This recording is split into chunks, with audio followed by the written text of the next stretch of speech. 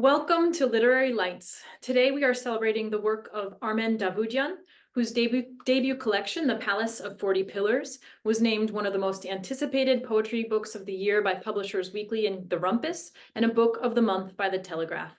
I first encountered Armen's work in his chapbook, Swan Song, and it's been such a treat to revisit some of those poems in his new collection.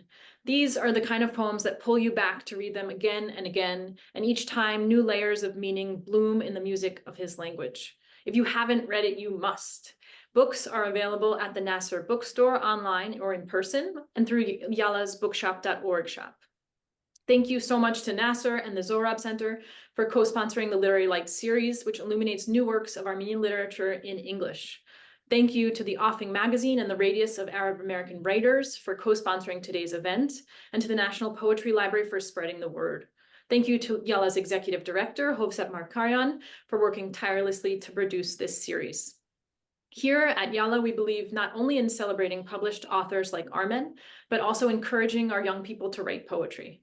To that end, our Young Armenian Poets Awards, renamed this year in honor of the poet and pianist Tamar Asadurian, are now open to submissions. Anahid Nersessian will moderate today's discussion. Anahid was born and raised in New York City and is the author of 3 books: Keats's Odes, A Lover's Discourse, The Calamity Form on Poetry and Social Life, and Utopia Limited, Romanticism and Adjustment. She's a frequent contributor to the New York Review of Books. Her work has also appeared in the London Review of Books, New Left Review, N+1, the Los Angeles Review of Books, the Paris Review, Bidun, Poetry Magazine, and elsewhere. She lives in Los Angeles, where she is a professor in the Department of English at UCLA. I'm so grateful to have Anahid host today's event. Anahid? Hi, everybody, and welcome to today's event. It's so lovely to be here and to be celebrating Armen and his wonderful book with all of you. I should apologize if any of you have noticed that my aspect ratio looks weird, or if I look weird to you on Zoom. It's because it's raining in Los Angeles, and the rain knocks out the very fragile and fussy Los Angeles internet, at least in my neighborhood. So I'm actually speaking to you from my phone, for which I apologize. So, just in case I look wonky. But all technical difficulties aside, it's so wonderful to be here this morning, this afternoon to those of you in the East Coast, or this evening to those of you who are even further afield. We're here to celebrate Armen's book, The Palace of 40 Pillars.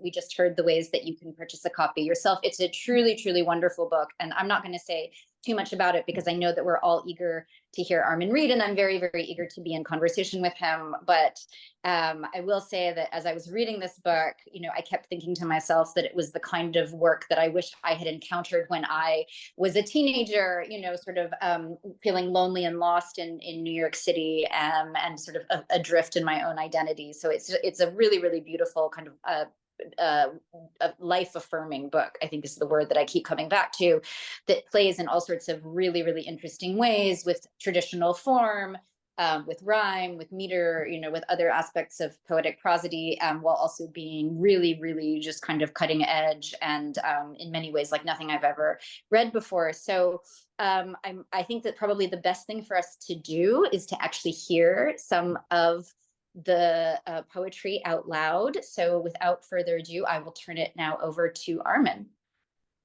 I am really honored and grateful to Yala and Nasser and Ravi and the Offing Magazine and Anahid for being part of this, and to you, the audience, for being here. I'm just going to jump in and read some poems. This is the first poem in the collection called Coming Out of the Shower. I shut my eyes under the scalding stream, scrubbing off last night's dream, when suddenly I hear your voice again, as though it caught in the clogged drain and was sent bubbling back up from the other world where you're not my mother. This time, it's really you. I'm really here. I blink. We do not disappear. Dad left, you say, to shower at the shop, so I don't need to stop just yet. And yet I do, unable to resume old customs, unlike you. In a one-bath, four-person household, we learn what we mustn't see, growing in time, so coolly intimate with one another's silhouette behind the opaque frosted shower screen that once more stands between us two. While at the mirror you apply foundation and concealer, I wash out my hair with rosewater shampoo, which means I'll smell like you all day. Mama, I shout, I'm coming out. And as you look away, I knot around me tight your lavender robe de chambre, cinching my waist, and clamber out of the tub, taking care not to step outside the cotton mat and drip on the cracked floor you've polished with such zeal. We are mirrored in each tile. Yet you'd forgive the spillage or forget. What else will you love me despite?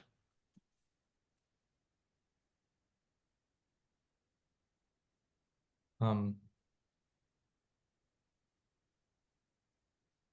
going to read a poem about coffee. It's called Surge. And I think this is probably one of the only readings where I don't have to explain how Armenian coffee is made. But normally I say that it's made by boiling the grounds in the water and served unfiltered.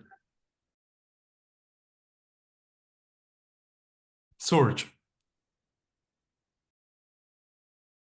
Planted, ripened, handpicked, dried, seeded, skinned, polished, and sorted.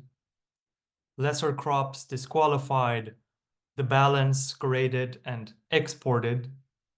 Tasted, or rather analyzed by slurping, then expectorated. Roasted until pyrolyzed, ground up, potted, irrigated, simmered, poured, sipped, and inverted, sedimented and reverted, read and wildly fabricated, happy or sad, single or mated. And if illegible, no matter. The future is always black and bitter.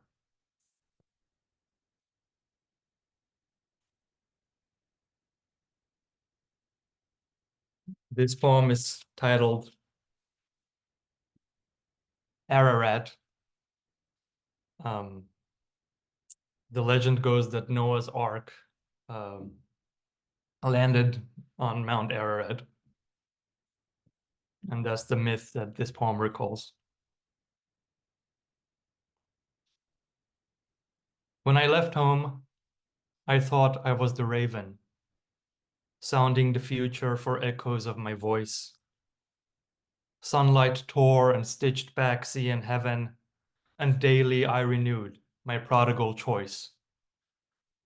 Never, never, I turned my own name over above the raving ocean, content to watch my shadow and my image almost touch, once every day, forever and forever. But when did I swap feathers with the dove, coughing up splinters from the olive branch I'll never carry back? The shattered conch of Noah's Ark was dug up from its grave. But this is where I live now. Should I cry? Coo, caw. My house is made of straw. So I grew up in Iran, and this poem recalls an encounter when I was young and walking the streets with my mother.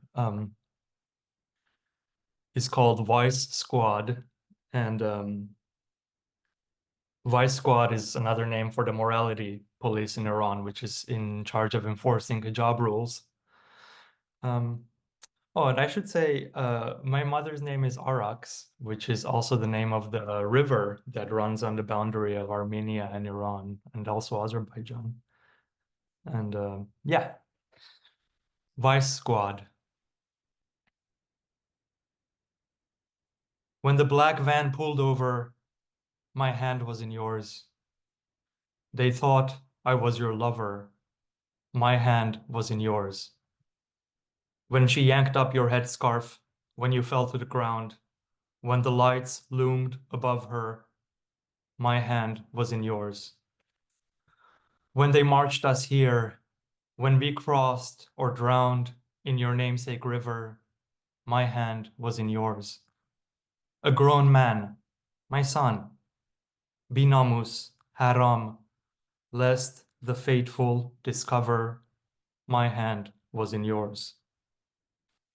When old Jolfa was burning and drunk on fear, we are still hungover, my hand was in yours. You were the wife of Lot, I was the salt of your body. Though I'm not a believer, my hand was in yours. Who speaks of the Armenians? Let our gravestones crumble so they can uncover. My hand was in yours.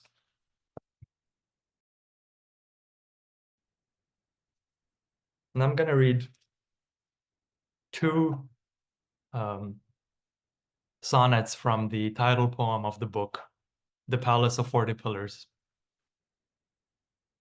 There's this saying in Esfahan that's kind of a brag, Esfahan Nesfa Jahan, which translates to Esfahan is half the world. Just part of the inspiration behind this poem. The Palace of 40 Pillars. 20 pillars drip into the pool, their likenesses, where the likeness of a boy wavers among the clouds, eyeing the boy who's waiting for another. All is dual. 2 rows of roses frame the pool. In twos, the swans glide, each on another's breast, then fuse in a headless embrace. All is dissolved. The boy outside the water is no more a boy inside the water. His no more the face defaced by its own lines on shattered waves overlapping like a rose, the tattered pillars strewn like petals. All is halved, severed, like home and school, like love and being loved. The boy no more than a way of seeing.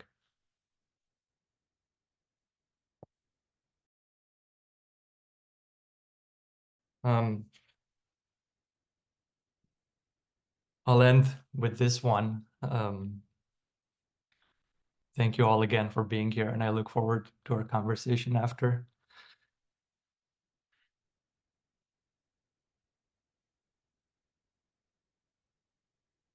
Reading a parallel text tragedy, Persian and English on opposite sides, like lovers whom an ancient grudge divides. I think of gentle Mr. Javadi, copying the cloudy verses out in white as I followed with blue meanings, where he led and we alternated, trying to keep straight, till the blackboard was striped. Like the bedspread I sweated my pent-up love out on each night, then lay there with my hands unwashed, and read the story of Majnun's forbidden love, which sent him roaming deserts, in search of the sweet beloved he would never reach. When I close the book, 2 tongues touch.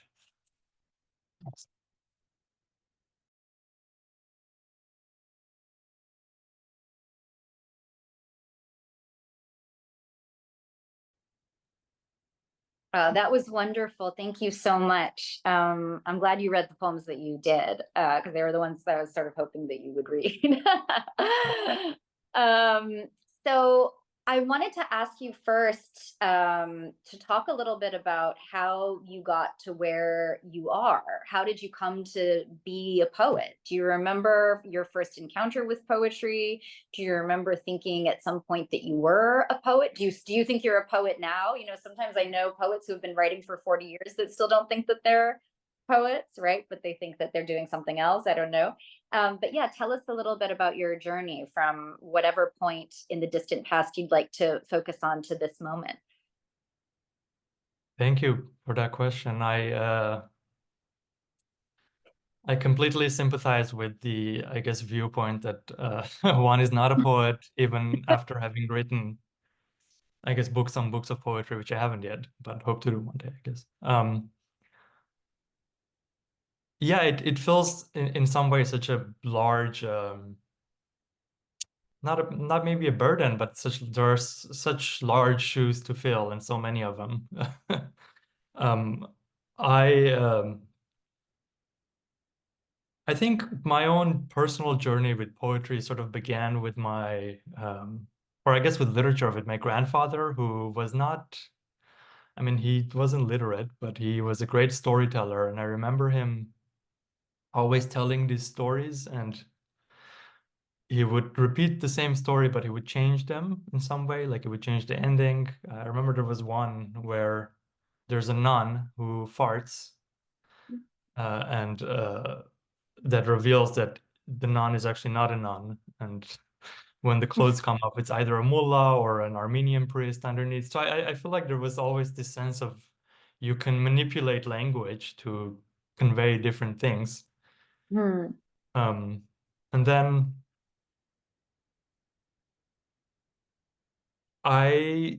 when we were moving from Iran to the States in 2008, we stayed in Austria for a couple of months to Hmm.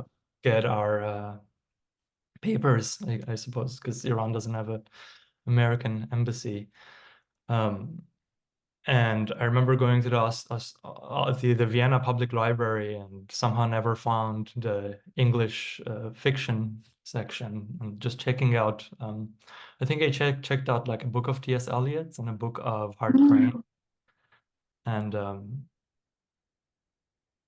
there was a kind of they just seemed, I mean, they seemed difficult, but they also it felt as difficult as anything was in English to me. So poetry felt oddly more accessible in English than in Persian, which I had grown up with, and there was this aura of reverence and difficulty around it. Whereas a poem by T.S. Eliot seemed as difficult as trying to have a conversation about groceries at the time. So and I think that was sort of like an opportunity to just naturally enter it. And yeah, and then it was, I guess, downhill from there. Do you Yeah. have a memory of not just necessarily your first poem that you wrote, Yeah. but a moment when you began writing or began thinking, this is something that I enjoy doing, this is something maybe I'm kind of good at doing?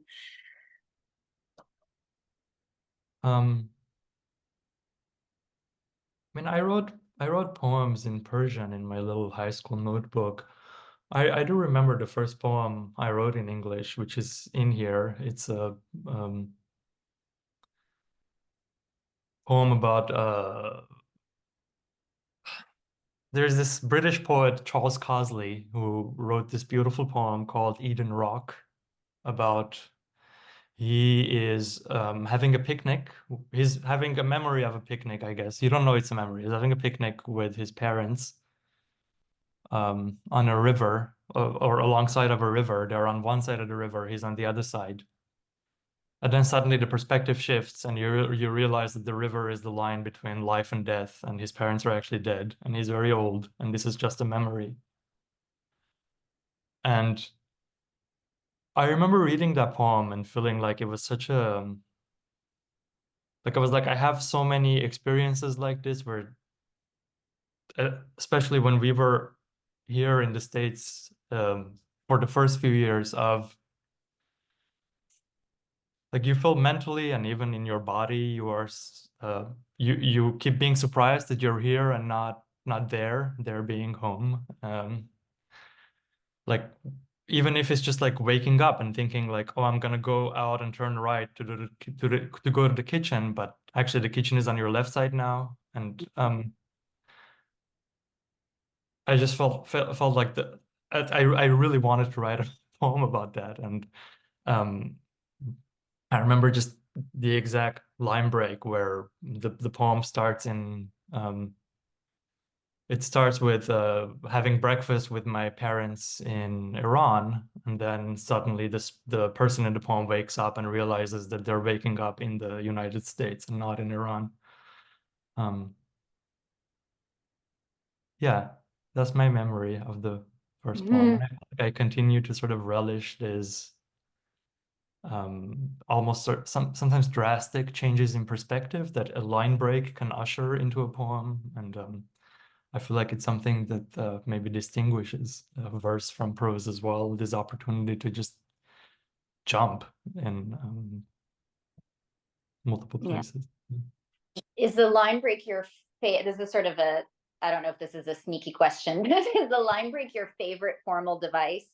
Because I think everyone secretly has a favorite formal device, whether it's enjambment or whether it's, you know, an apostrophe. I think everyone secretly has them. And of course, you know, we should say, right, that the sonnets in the Palace of 40 Pillars sequence are all broken, right? Not necessarily, they're all kind of somewhere in the vague middle, right? Which is really interesting, and I really loved that as a kind of organizing aesthetic there. But so yeah, tell me more about line breaks. This is a poetry nerd question. No, I mean it's an honor to nerd out about poetry with you.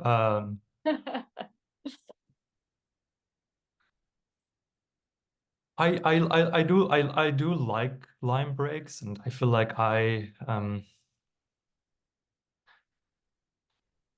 mean this is such a like contested like but I feel like I'm always on the lookout for what only poetry can do and that other kinds of discourse can't,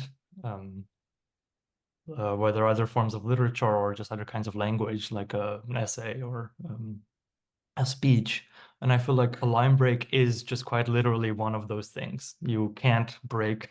I mean, I guess you could do whatever you want, but conventionally you don't break an essay mid-sentence or a novel mid-sentence and then start. So yes, I think line breaks are one of my favorite devices, but I also feel like there's this sort of like I feel like the line also is a favorite device. Like I love when a line has a kind of integrity that's almost like a microcosm of the poem's integrity. And then I feel like that's when then a line break can really do its job and really stand out and be drastic. And yeah, like now I'm trying to think about why I care about that, but I don't. Do you have like a general theory of line breaks that you go by? I don't know if I have one, but because Yeah. I'm a romanticist by training, and Right. I've been Yeah. romantic poetry this quarter at UCLA, as I usually do. And you know, for the 5 millionth and 7th time, have been teaching Wordsworth's preface to lyrical ballads, in which he has, you know, delivers his whole theory of prosody and what the distinction is between poetry and prose. And he opens by saying there is no obvious or even necessary distinction between poetry and prose. You can, you know, like you were sort of saying, you can kind of do anything. You could, sure, in theory, you could break off a paragraph in the middle. Why not? You know, and you can write a prose poem, sure. But then he says, right, that what distinguishes poetry is that there's this tension between what we might call, you know, the content of the poem and its meter. And that's true even if you write even if you write a prose poem, or even if you write free verse, you know. And so that tension between the kind of linear movement of thought or narration and the what you're describing is the kind of stop start rhythm of poetic form that imposes these gaps that might feel as though they cut against the grain of what the poem is saying, and so end up saying it in a completely different way. I always, when I read that, I think, that's still true. 223 years later, that's still true. Yeah, no, I mean, absolutely. I feel like because like these prosodical, I don't know, let's call them prosodical entities, like a line break, or even in the case of metrical poetry, meter or rhyme. I feel like partially because they're not syntactical or semantic Yeah. entities in a way, they feel like this different stricture put upon thought, so that they're like, I feel like at the end of each line break is an opportunity to rethink what you've just said in the line. So I feel like there's a kind of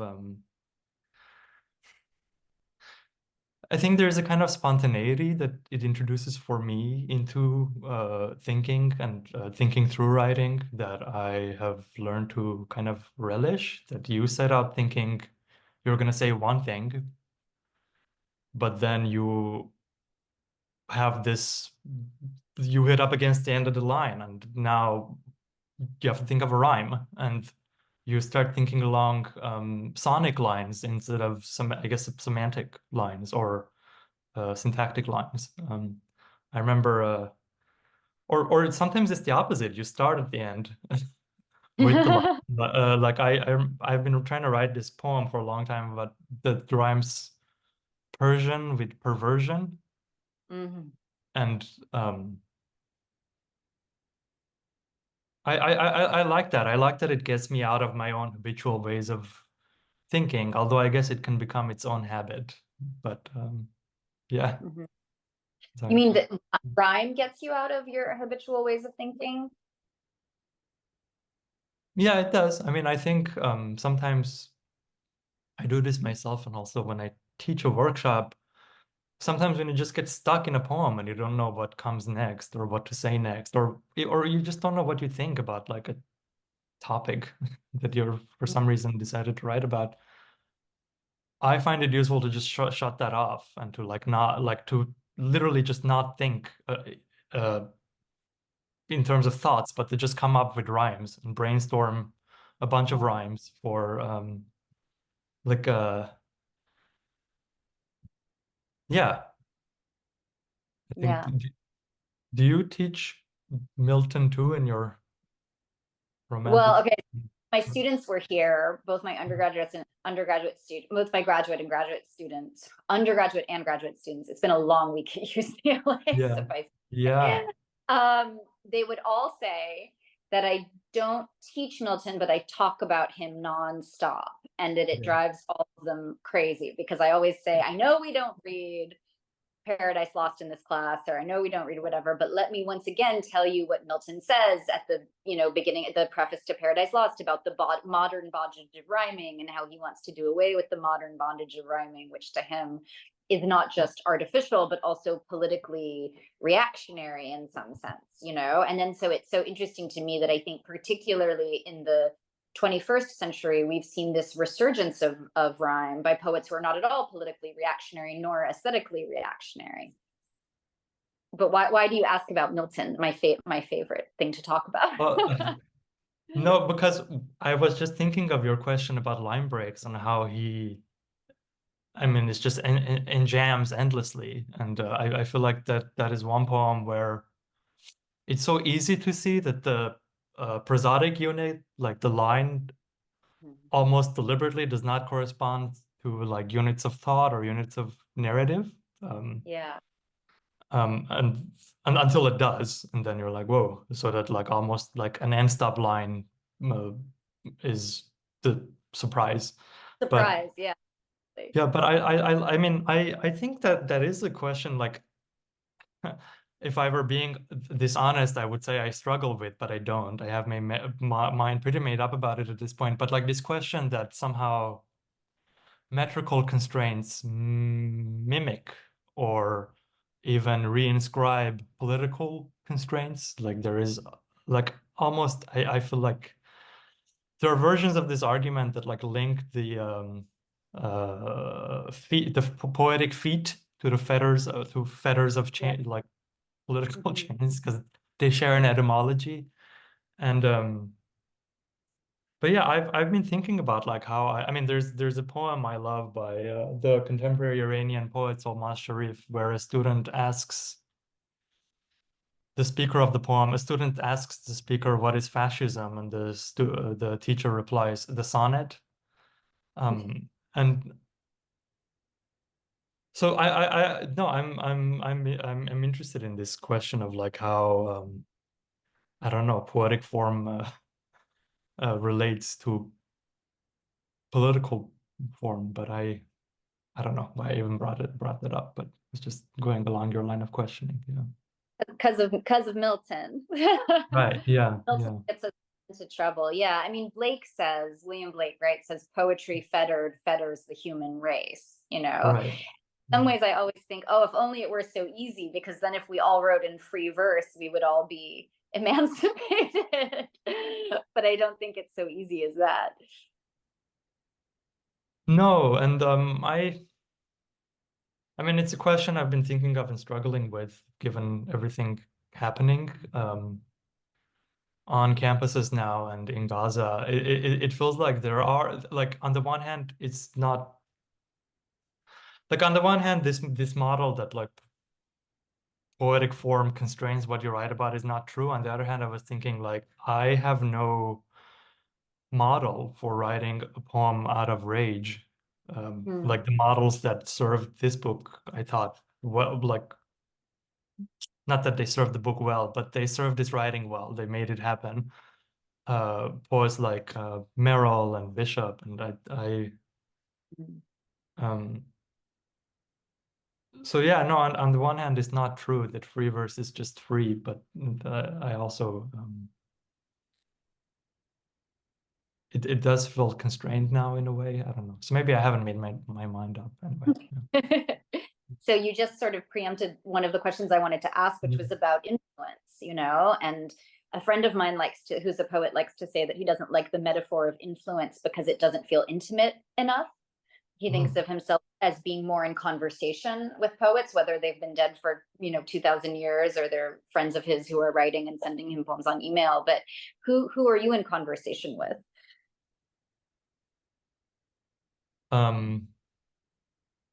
I mean, the sort of poet that became the presiding kind of, I guess, conversation partner, I mean, influence for this book was James Merrill, who,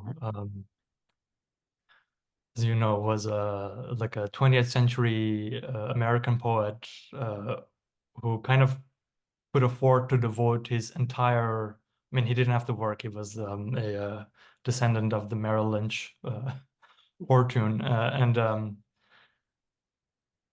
it just sort of freed himself up to like write all the time. And for some bizarre reason, his work really speaks to me. I think it's the sort of total devotion to pursuing meter and rhyme or poetic form for its own sake. I feel like we have such a like a kind of a suspicion of like a form that is extraneous. It feels like Baroque and decorative, and like I love that he'll take a gimmick and run with it, and sometimes it'll stay gimmicky, and sometimes it'll yield something that he wouldn't have landed on. He's been important. I mean, you were talking about the sonnets being broken in the middle. I picked it up from Seamus Heaney. He has all of these sequences of sonnets about his childhood mostly that have all usually like a drastic change of perspective or something in the middle. There are some there's this one Persian poet, Mehdi Hamidi Shirazi, who would write this like there's this form the ghazal, which has been adopted in English, and there is always this kind of It's a form in couplets that are often thought of as autonomous. The couplets rhyme at the end, and I know, Anna, you know this, but I'm just You know, I know. the couplets rhyme at the end, and there's a refrain even after the rhyme, so it's extremely demanding to write. So he would write in this form, but on top of those prosodic demands, his ghazals often have a storyline or an argument, so they are not, the couplets are in fact very related. They're not autonomous. So he was also, I mean, um, that was important for some of the ghazals in this book. It felt like, yeah, I'll just end there, rambling. Well, that was good timing, because I think Yeah. that we are now, if we have questions, oh, this is complicated because I have to read the chat sideways. Okay. But let's see. Here we go. We do have a question. Armen, your name twin, asks, I very much enjoyed listening to Armen's poems, particularly the one about the Palace of 40 Pillars. I'm wondering if he has any comments to offer about Leonardo Alishan, who was another poet with roots in New Yulfa and Isfahan. Also, does Armen, hold on, my phone won't let me read the last. Also, does Armen write poetry in Armenian as well? Thank you, Armen, my namesake, for that question. I don't know Leonardo Alishan's work too well. I've read a couple of poems here and there, and it's been on my, like, in my notes app on my to-do list to read more of his work. I haven't written poetry. I mean, we wrote in Armenian throughout school in Iran, so I learned the language. I can, I guess, write in it, although there are multiple spelling systems, and I feel like my own is a mix of all of them. So I haven't written poems in Armenian, but I have translated some. The other day I was at this poetry reading, and for some reason, like, the poet read this poem, and I just started randomly translating it into Persian. So I feel like maybe something is clicking now after this first book. I would like to write in other languages, but I don't know, it's hard. So for now, that's the only question in the chat. So I am going to announce or introduce Ashaki Jackson from the Offing magazine, who is going to say something as well. Thank you all so much. I've really enjoyed this conversation. I hope that you can hear me clearly. I'm on the other side of LA, so the internet is also continuous. What is happening? It's good to, it's all of LA. We should have more money. What is happening? Okay. For the audience, I just wanted you all to know that The Offing is a nonprofit literary magazine. We are fully online, and we are completely run by volunteer staff.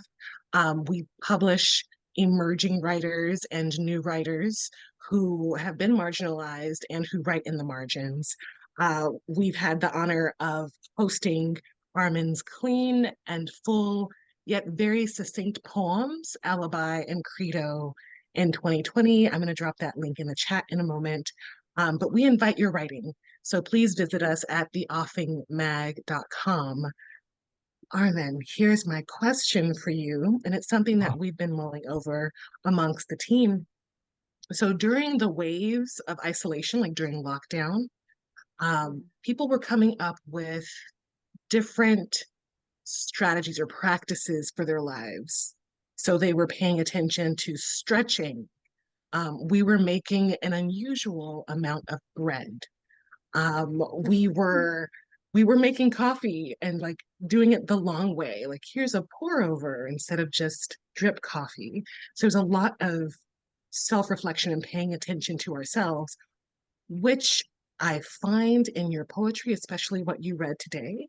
There's this tenderness and there's this softness in this reflection, but you always have sharp focus. Like your mind is very focused on one thing, one scene, and then you flesh that out, which I find beautiful because my mind does not work like that. I wonder, what are your practices to kind of preserve that tenderness and that focus in your writing? What is that strategy? I'm sure we could use that strategy these days as well during our social turmoil. But I'm so interested in your method of approaching that quiet self-reflection in your work. Yeah, thank you, Ashaki, and also thank you and the rest of the team at the offing for supporting my work early on, and for continuing to support it presently. I don't know. I love the analogy you drew to the lockdown during COVID. I feel like in its weird way, maybe the pandemic, like poetry, was an opportunity to sort of like, I don't know, like break our constant habits of productivity and just be a little less take time and be less productive. I mean, just I'm thinking about your question still, but I feel like one thing that I think of is I feel like form is one of the practices that lets me stay with and focus on one thing. The kind of I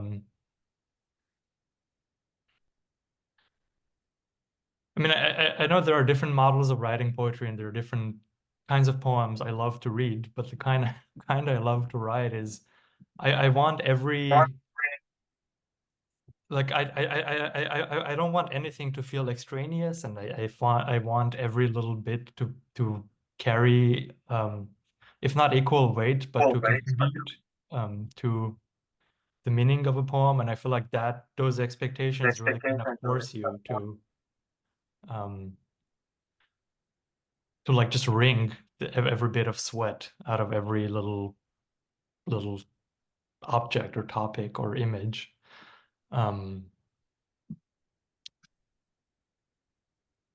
Yeah, I'm trying to think if I have any like I mean, it's funny because I feel like my life is pretty scattered, as you can see from my bookshelves, and like They're I won't gorgeous. I won't turn the camera to show you my desk, but I do feel like maybe for like partially because of that, poetry becomes this like alternative space where I don't know, like you want everything like almost like an in an OCD way, you want everything to be neat. I I guess the larger point here is like I feel like some poets feel like because life and the world are messy, that poems need to be messy to reflect that.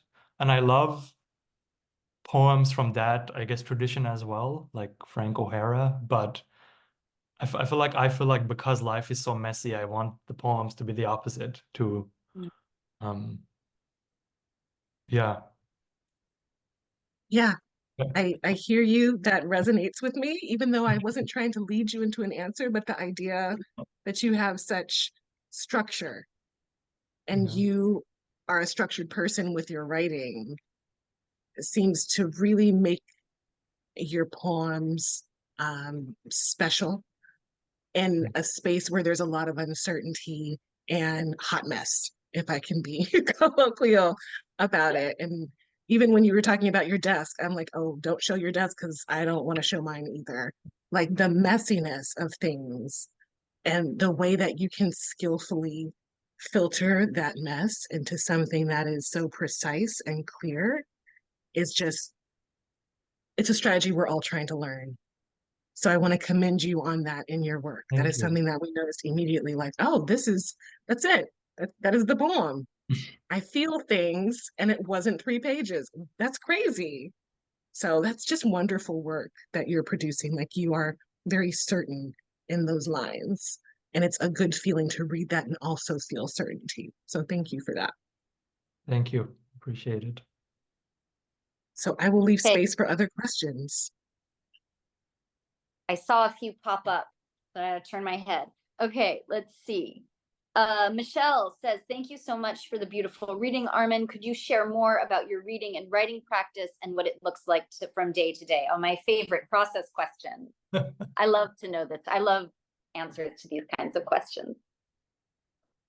Yeah, no, I love learning people's processes too. I mean, I like write with coffee first thing in the day for an hour, and that's it. Like, and then I'm just sort of dissertating or doing like I'm doing the PhD now, so writing that dissertation or reading, and then throughout the day, I'll just take notes in my notes app.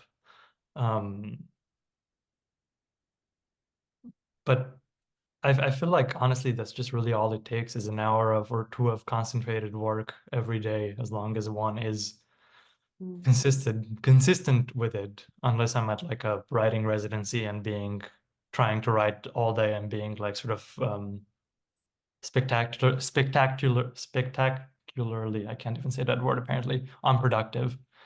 I'm trying to think. One thing I've started doing is, I don't know, I feel like you teach creative writing workshops and then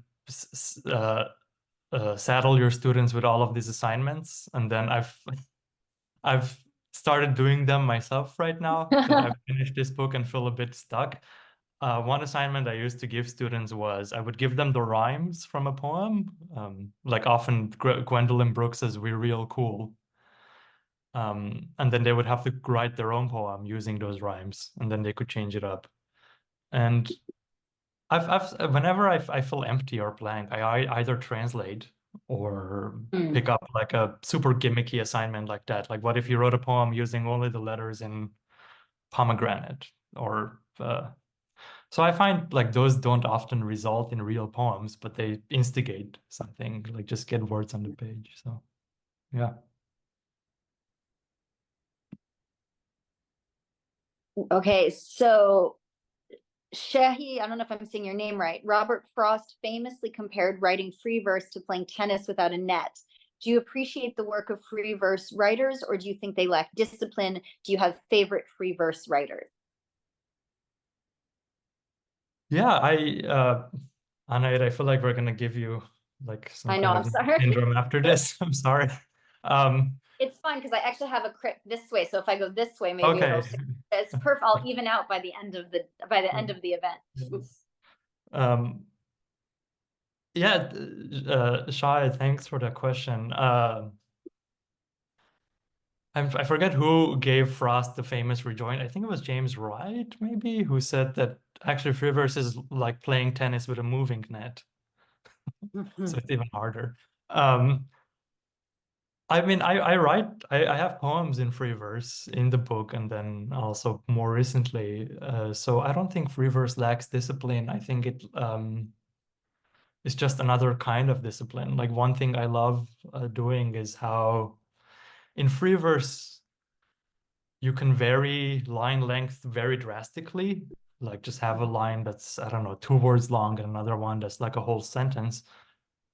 And I like the challenge of having these things that then look extremely unequal on the page, but because it's the kind of poem I like to write, then they still have to carry equal weight, I guess, semantically or just aesthetically. So I like that challenge, and I find it introduces another kind of discipline. I also feel like free verse in some ways puts even more of an emphasis on what the line is, because theoretically you could have broken it anywhere. It's a free for all. So I feel like there is even less.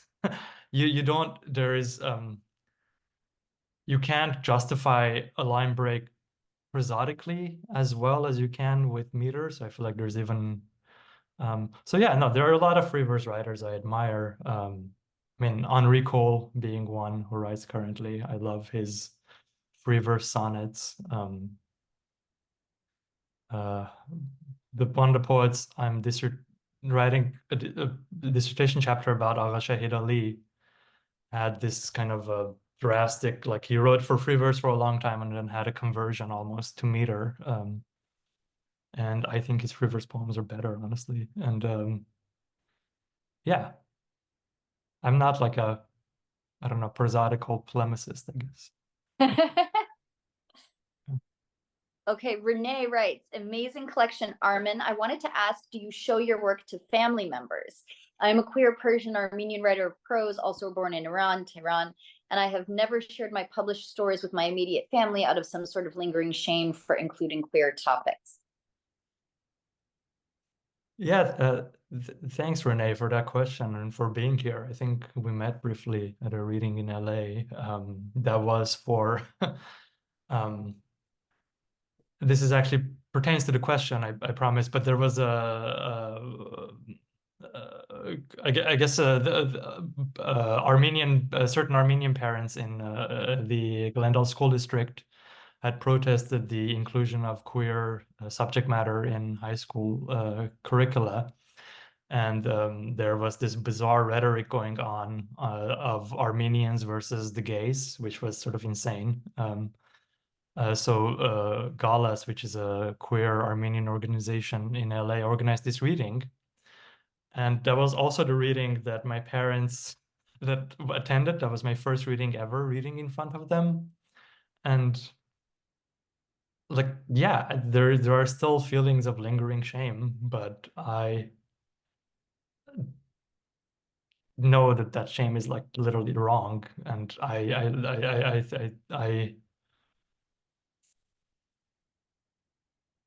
don't know. I feel like it's important to make people confront and not just see it in the comfort of ignoring parts of our identities, I suppose. So yeah, I show the work to my parents. We talk about it. I make them read it. I translate the parts that are difficult, I guess, to carry over in English. And then when there is something that I'm too embarrassed by, I just say it's fictional. So just to give you a toolbox of strategies. Yeah. Well, I think we have time for one more question. Perfect. Alan says, would welcome thoughts on poetry and politics.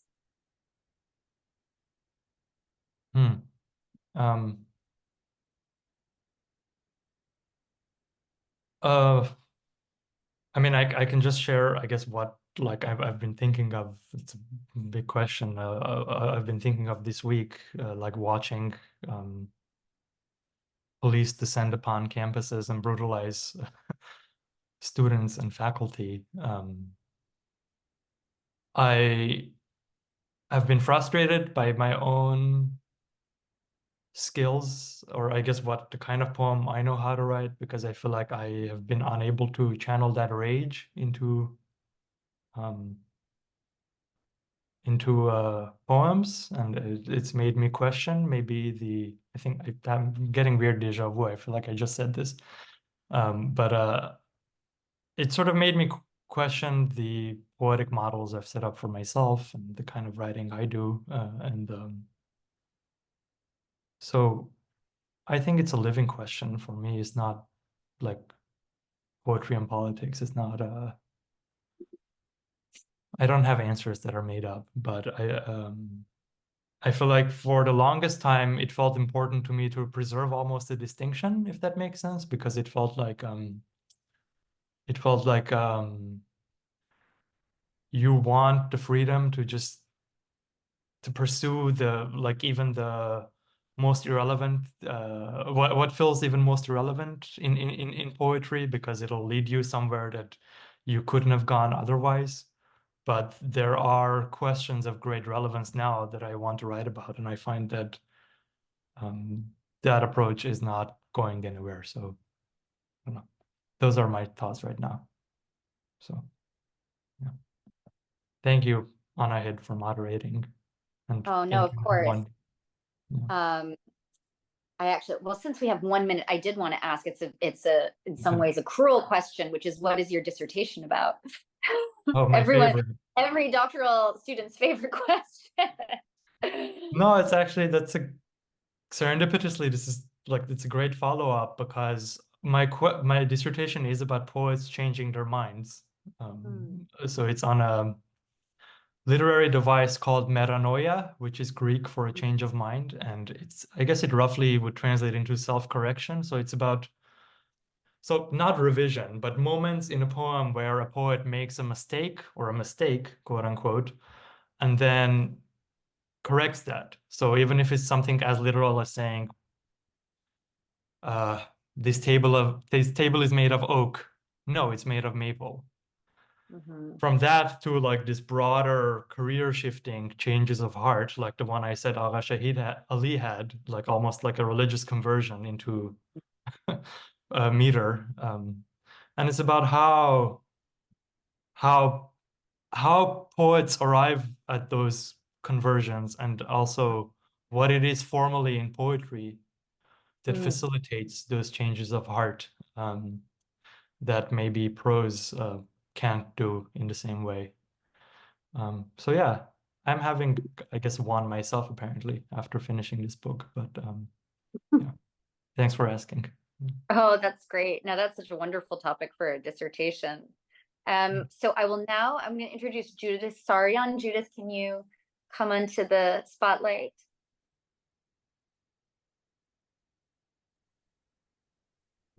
Thank you, Anahid. And hi, I'm Judith Saryan on behalf of the National Association for Armenian Studies and Research, Nasser, and the Krikor and Clara Zorab Information Center are co-sponsors of Literary Lights. And I would also like to thank the Offing Magazine and the Radius of Arab American Writers for also co-sponsoring today's Literary Lights event. And I'd like to ask everyone to support our co-sponsors.